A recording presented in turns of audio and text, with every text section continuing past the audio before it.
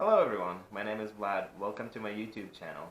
This video is going to be a brief, or maybe not so brief, overview of what wet shaving is. And so maybe we should define what wet shaving is in the first place. So 100 years ago, people used to shave with razors like this, which is a double-edged safety razor, or razors like this, which is a straight razor. Now, this isn't technically a straight razor, this is a Chevette, but it demonstrates the point. And to help the razor glide on the face, they would use soaps and creams like this. Let me open it. Looks like this. And in order to make lather, they would use brushes. So this is an animal hair brush, and so that was shaving. There were no modifiers in front of the word shaving. Now, a few decades later, electric shavers came along, and that defined dry shaving because you didn't really need to put on anything on your face. And it's actually, I think it was desirable not to put anything in your face because electric motors don't necessarily like water. And so that created wet shaving and dry shaving. And then in the 70s or thereabouts, products that are coming out like canned foams, canned lathers, latherless creams, whatever. And also in the 70s, Gillette released their first cartridge system. So that created, or that started the era of modern shaving. And so when people say traditional wet shaving, or just wet shaving without the traditional, they refer to the old way of shaving with the razor, with the brush, with the soap. And so that is what we're going to talk about today. And a lot of times when people talk about wet shaving, it kind of starts first with a lot of hate for cartridge razors and canned foam and whatnot. And I don't see a point in doing any of that because, number one, who am I to say to someone what should and should not work for them in terms of shaving? Shaving is a very individual, subjective matter. And number two, I assume that's not what you're here for. You're here just because you're interested in wet shaving. So let's start with what you would need to wet shave. Well, obviously you need a razor, and this is one that I showed before, and this is this looks kind of vintage, but it's not. I just got it this year. This is a Christopher Bradley carved razor, or carved Christopher Bradley razor. I'm not sure.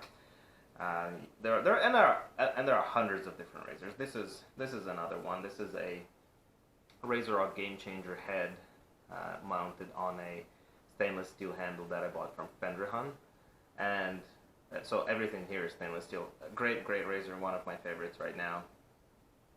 And this right here is one of my first razors that I got. This is a Merkur 34C HD. This is a two-piece razor, meaning that you have a handle and a base blade as one piece, and then you have a head as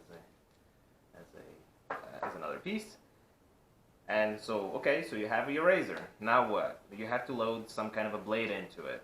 Well, and again, there are a lot of different blades. I mean, this is probably one of the most popular one, Astra Superior Platinum, and you can find it on Amazon very easily.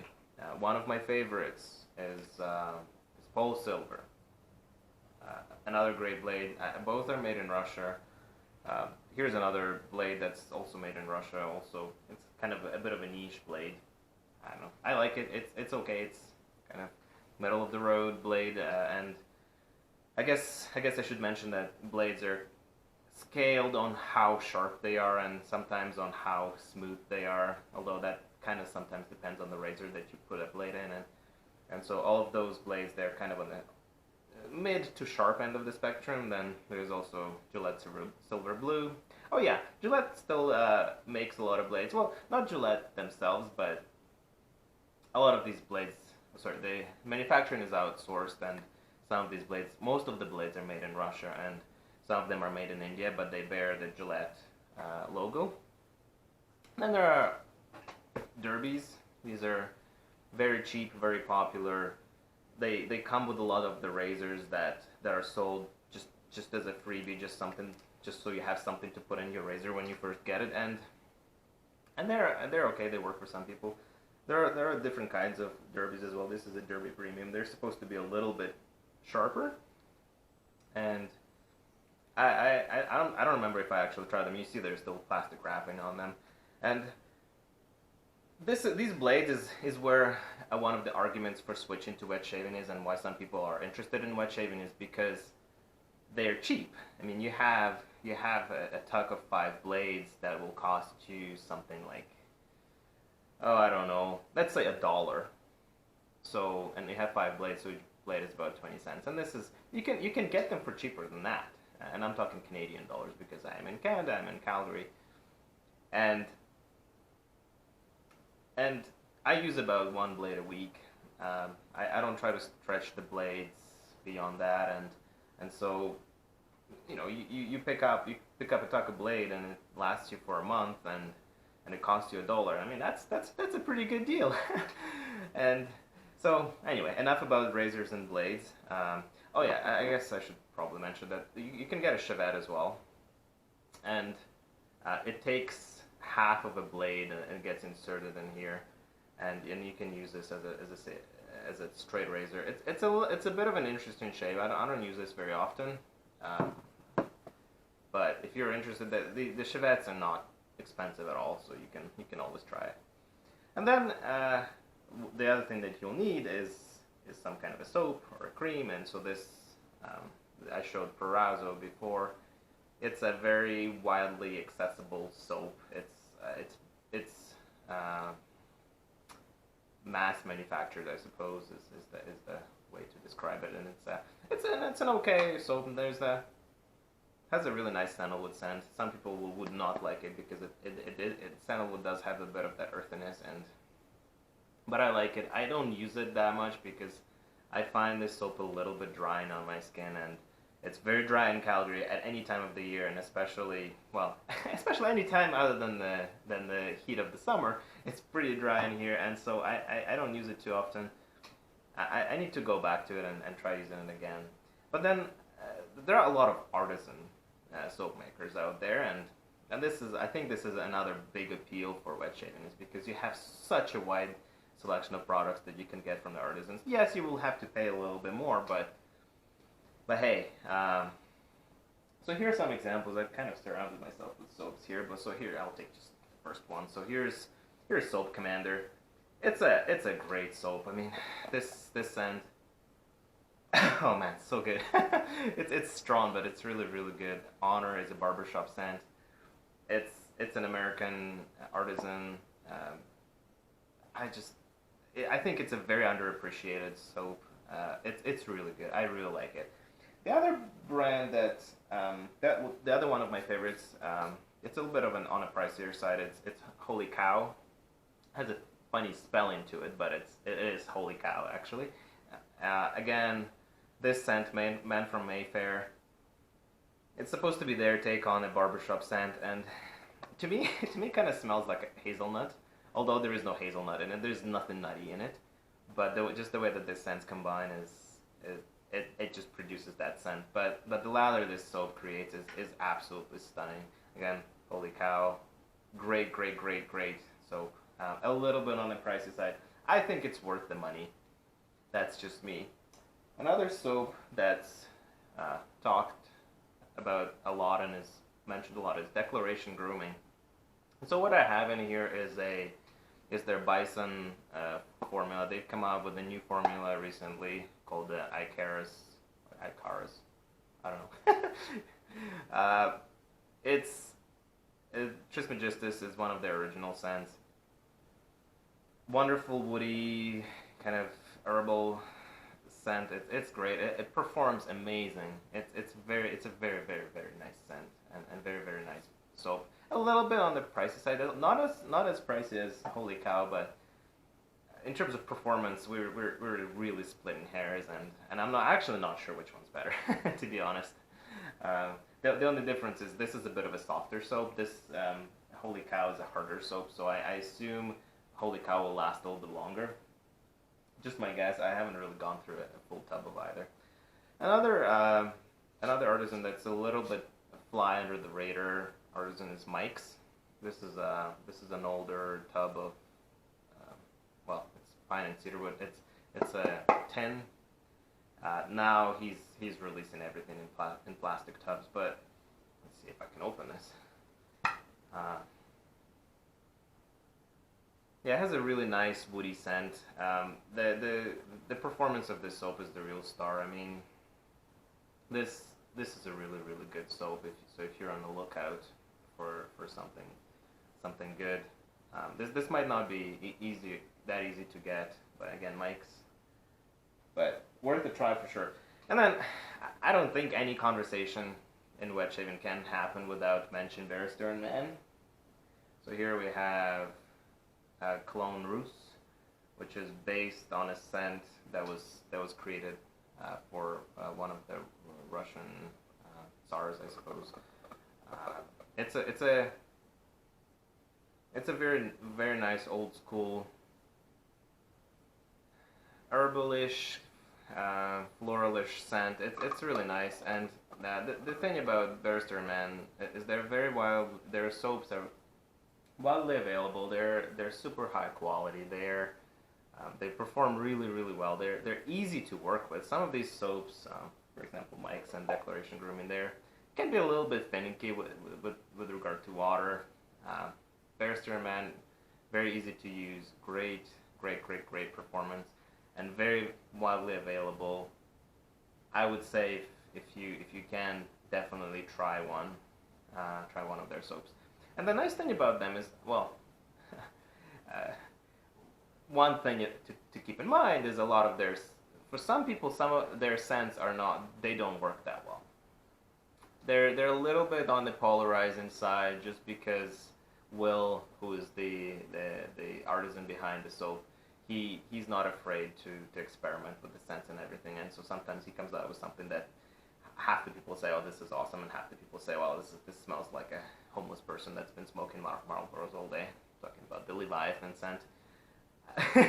That's just the way it is. So to address that, they've come up with their Reserve line, which is actually in a slightly different formula, but it features these really classic old school scents. This is actually classic scent, which is a old Gillette Sun Up scent, and I mean, this scent just knocks it out of the park for me. And most of the other scents do. I mean, they have Reserve Spice, which is the Shulton formula Old Spice. They have the Reserve Cool, which is the Floyd Blue scent, and they're just really classic scents that I don't think you can actually go wrong with. Okay, and the last soap that I didn't mention, I think this is the last one. Yeah. Again, a little bit hard to get your hands on, a little bit under the radar is the Sudsy soap. Forget the label, and it's not a waterproof label, so kind of got all wrinkled up. This is Citrus and Bay. It's a scent that grew on me, and it mostly grew on me just because I wanted to keep using this soap because of its performance. It's got amazing performance. It's very easy to use, and man, one of the best soaps I've tried out there. The only problem is it's a little bit hard to get your hands on in Canada. There used to be a distributor for a Beard and Blade, or it used to be called Canadian Blade at that time, and that shop is essentially closing its doors as we speak. And so, but if you run across this soap somewhere, definitely pick it up, because it's great. It's amazing. And then, well, so these are all artisan products, and then there are some commercial products. I've already shown you Perazzo. If you go to your local grocery store, you can probably pick up this, which is the Nivea shaving cream. It costs something like $3.50, and it's actually, man, this thing punches well above its weight, right? I mean, and even looking at the ingredients, so it's got water, obviously. Then it looks like palm oil, stearic acid, coconut oil, glycerin, olive oil, some preservatives, not that many, chamomile, flower extract, witch hazel, bark and leaf extract. I mean, you really don't see this in mass-produced products, and it's quite good. I tried it, and I was actually very impressed with the performance. Yeah, it does have some preservatives in it, but yeah, it's 350. For God's sake, you can't go wrong with this. And then if you feel particularly adventurous, you can go and try to buy some of the other products that are made outside of North America. I mean, here's Caro. It's a Cyrillic script, so that's why it's Caro. This is made in Bulgaria, I believe. I'm looking. Yes, Bulgaria, and it's an okay cream. I mean, it cost me, I think, $7 shipped here, which is, I think most of that is essentially shipping. So not a bad cream. I A while ago I got a whole set of shaving creams made in Russia. So this one is Breeze. I don't know if you can read that, but but it's not a bad cream. It does its job. I like, what I do like these tubes for is for traveling, because I mean, you don't want to bring this with you. Like this is it's kind of bulky, whatever. It can break, or one of these tins. I mean, these tins are so they're known to dent up and whatnot, and you don't want to do that. So you just bring a cheapo cream with you for when you're in a hotel for a few days, and it does the job. So now, how are you going to make the lather? So for a beginner, I would strongly recommend using a synthetic brush. Sorry, my nose is bugging me. So there are a few places where you can get them. This is a RazoRock brush. So I forget the scum that you may see on it. I mean, it's really hard to get rid of the soap scum, but and RazoRock makes a bunch of different synthetic brushes, and this is one of my favorites. It has a 24 millimeter synthetic knot, and it's very soft. It doesn't have a ton of backbone, so you can see I can pretty well reach the base of the handle. But it makes really good lather. I don't know. I just really like it. That's just basically it. I guess the reason why I really like this brush is because I've used it so much. I find it quite predictable. So I know what kind of a lather to expect with this brush from a soap. And so whenever I try new soap, I usually try it with this brush, because I know what kind of a lather I can get from other soaps with this brush. So then I can kind of compare the soaps with one another. So the other brush that I really like is this. This is a brush made by Sterling, which is also an artisan that's in US. These, yeah, man, there's a lot of soap scum on this. Jesus. That's just a byproduct of having hard water in Calgary. So these tuxedo knots, they're called tuxedo because it's a black fiber with white tips. They have a bit more backbone, so you can see I can't quite get through this brush or compress it as much as I could the RazoRock. But still, this is a very, very soft brush, and it works really well. It's one of my favorites. It works really well as a paint brush because it has that bit of that backbone, and because it tapers quite a bit towards the top, so it works really well as a paintbrush. And then there is a Chinese company called Yaqi that makes a lot of these synthetic brushes. They make natural haired brushes too, which I think they used to have boars. Now they don't. Now it's just badgers. But it's their synthetic brushes that really, really shine. So this is one of them, and this is one of my favorites. It's a bit unusual because the knot is set so low into the handle, so the loft of the brush, which is this part, is pretty low, and yet it's a 26 millimeter diameter brush, so it has a lot of backbone, and yet it's also very soft, and it creates the kind of an unusual feeling when you lather with it. It almost, to the face, it almost feels like a badger brush. So very, very interesting brush. I mean, it has this massive handle, which is also really nice, and just it's one of the more unique synthetic brushes that I've tried. It's really nice. And then you have natural hair brushes. If you go to your Shoppers or whatever, your drugstore, you'll probably find a brush similar to this, except with a wooden handle. And this is an Omega brush. I don't know if you can make that out. Probably not. But Omega makes brushes for Proraso. Proraso essentially rebrands them and with a wooden handle, and so they're usually sold at the not grocery store, the pharmacy stores like Shoppers and whatnot. And this is actually a really, really good brush. The only caveat is this brush will not work to its full potential right out of the box, like a synthetic brush would. Like this. It really doesn't really evolve with time. But the thing with boar brushes, and to some extent with badger brushes, is that they will get better as you use them, and especially this is true of boar brushes. And so you just have to be patient with these, and so that's the here's the logo Omega. I didn't see that before. So you just have to keep that in mind, is that you might try this the first time and the lather sucks, and you'll be like, well, this brush is garbage, and then you throw it out.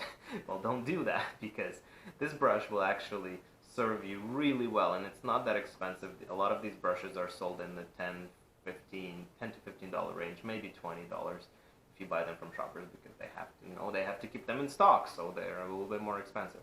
Anyway, don't pass up boar brushes, but maybe that should be your second or third brush. Again, if you decide to become a bit of a collector. Okay, and then you also have badger brushes, and these are more expensive. This cost me about $80, and it's a really nice brush. It has very, very soft tips. It has good backbone, and it's a really, really nice brush. I guess I lost a hair there. Or two. No. Sometimes these badger hairs, they're so fine that I can't really tell whether that's an actual badger hair that's coming out, or is it just my cat hair that got stuck to the brush. Anyway, they're nice. They're really, really nice. They provide a different feel than the boar hair or the synthetics. I'm not convinced that they're worth the money, but I do have a few. Maybe more than a few, and I do enjoy them. You can get them. There's a company that I would like to mention in particular, which you can get from eBay. It's called Macedo Shaving.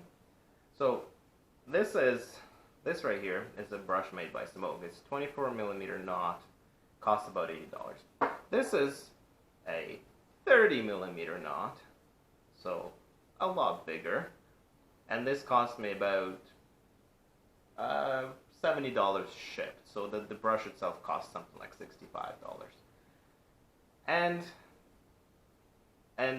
well, I would say that this probably feels a little bit better on the face, just because of how big it is, how much backbone it provides. These brushes are really, really, really nice. So, but again, if this is let's say $70 shipped, this is like $15. These brushes are kind of in the $20 range, so something to think about.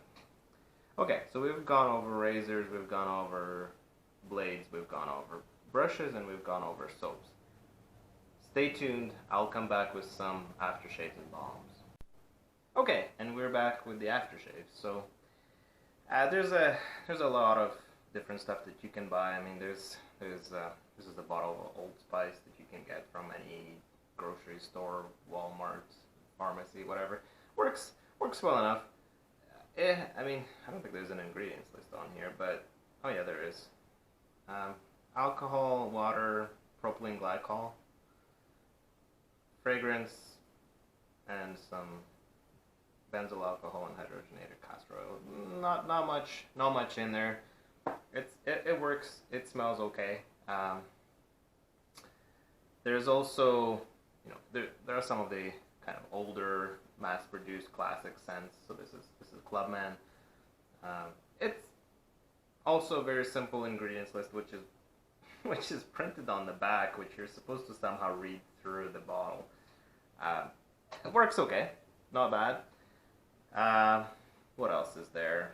You can, if you go on eBay, you can find some of these older aftershaves too, Brute, that I think that you could pick them up in the grocery stores before, but then they got reformulated, and so if you're looking for the original formulation, eBay is the place to look for them. And I think I had Aqua Velva somewhere in here. Yes, hard to miss. It's a gigantic bottle, 200 milliliter bottle, I believe.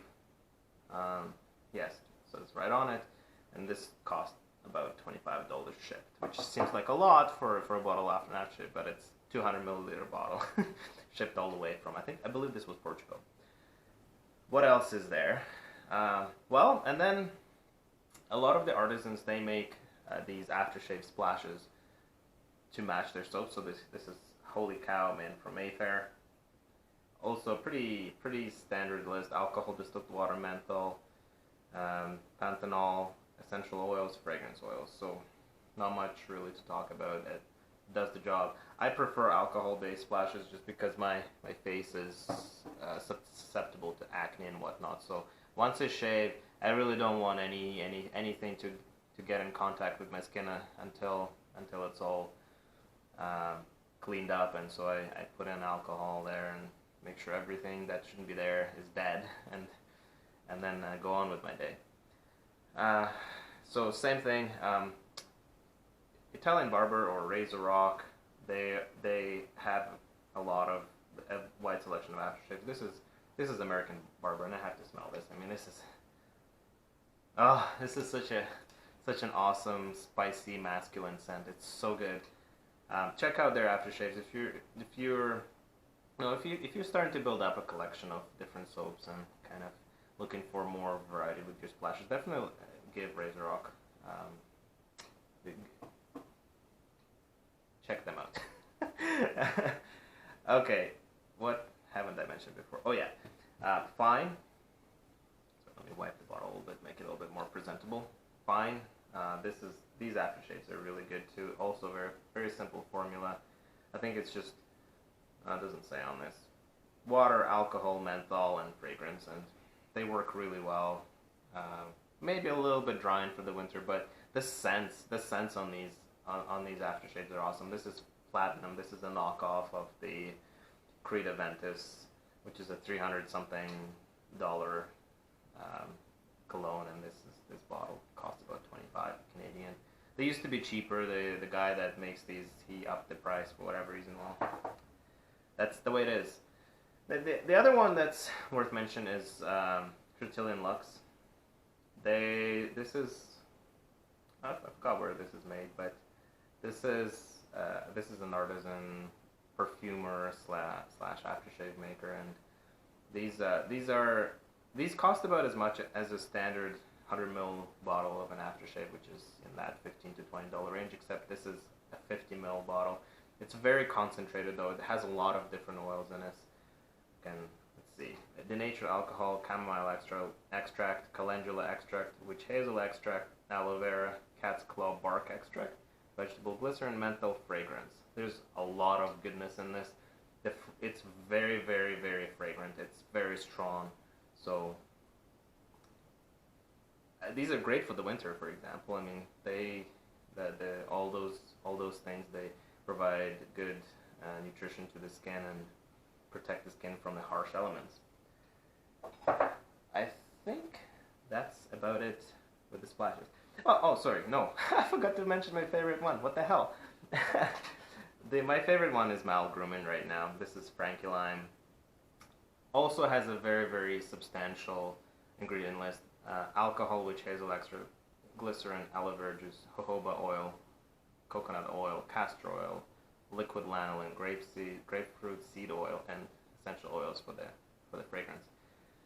This stuff is amazing. I mean, it's made in Canada. It costs a little bit more than other aftershaves cost, but there's really not much to compare it to, because you usually don't see aftershaves with such a rich ingredient list. And I have a few of his aftershaves actually. This is a limited edition for Canadian wet shavers. I just had to show it off. I'm sorry. this is really nice. This is really, really, really good stuff. And what I like to do sometimes is just go on eBay and kind of see what's out there. Maybe I can order something from Europe or wherever, and see if I can score a deal. And this is one of them. This is going to be really hard to see. The label is kind of transparent. Well, it is transparent. It's Alpa Faro. Alpa is ALPA.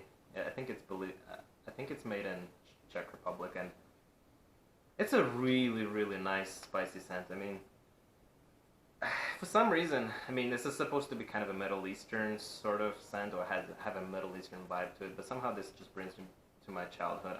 Maybe this was something that my dad or my uncle or someone else used, and now I have it. Now I have my hands on it, and so that's good. Now, balms.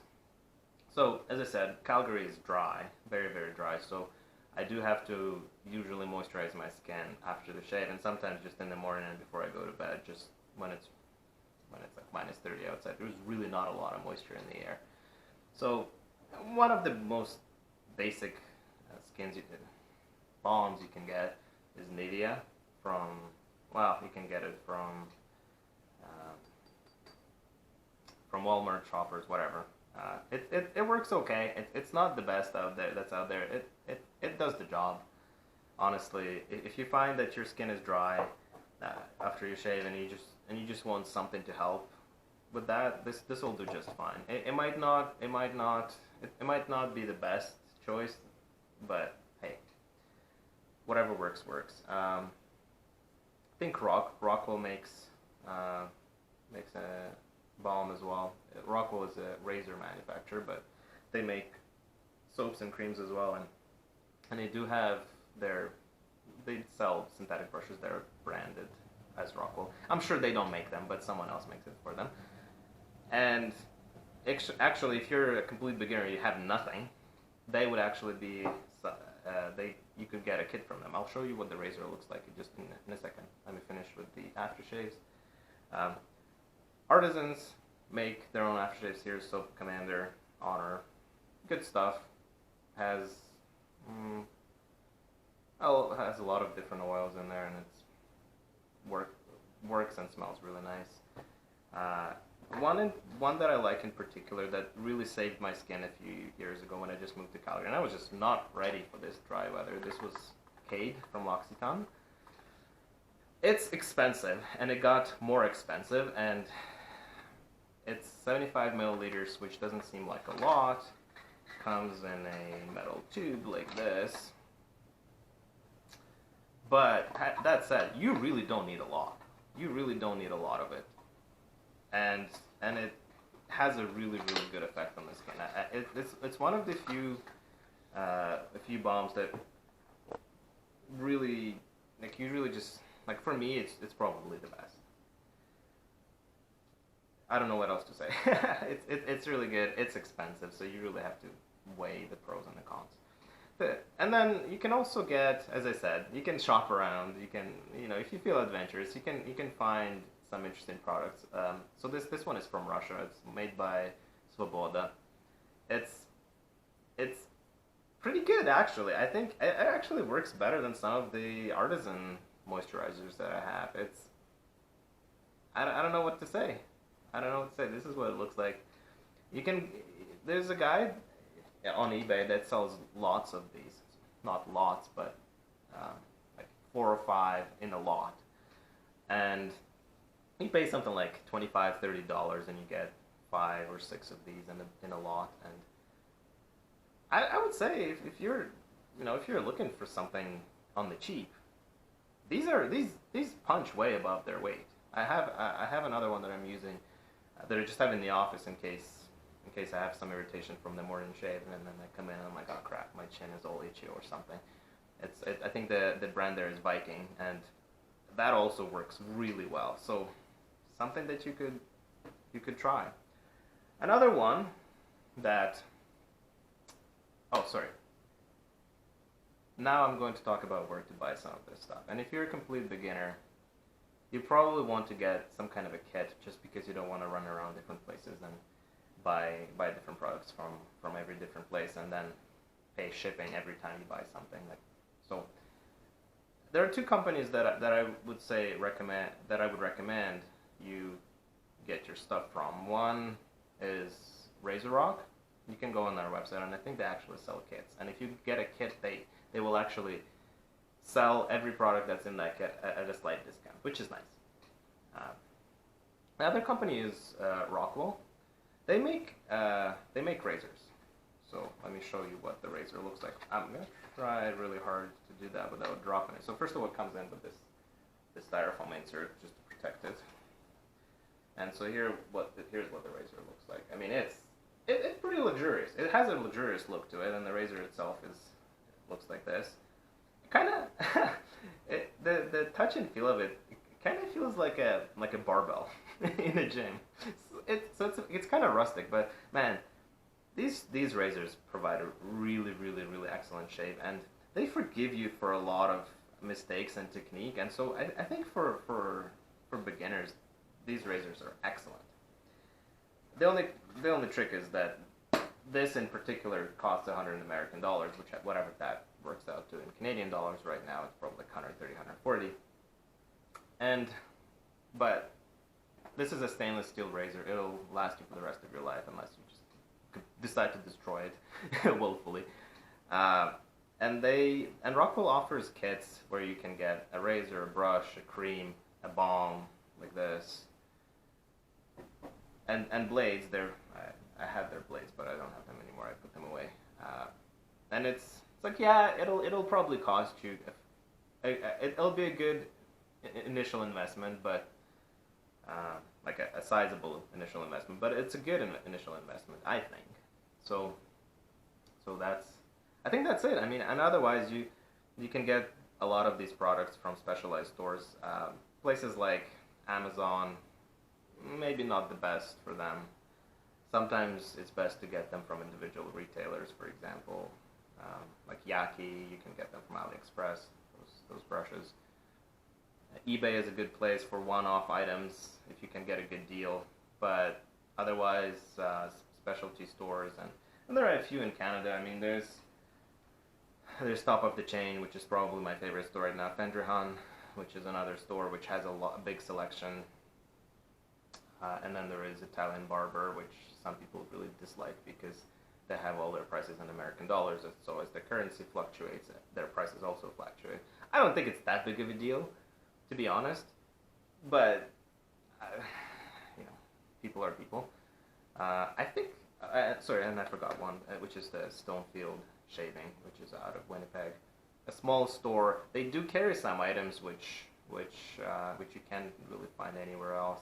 And there are some other stores which I'm forgetting. I'm sorry. But I'm just naming the ones that would be of the most interest to someone new, stores that actually have a fair bit of selection. So that's it. Leave your comments, like, subscribe if you so wish, and have a good day.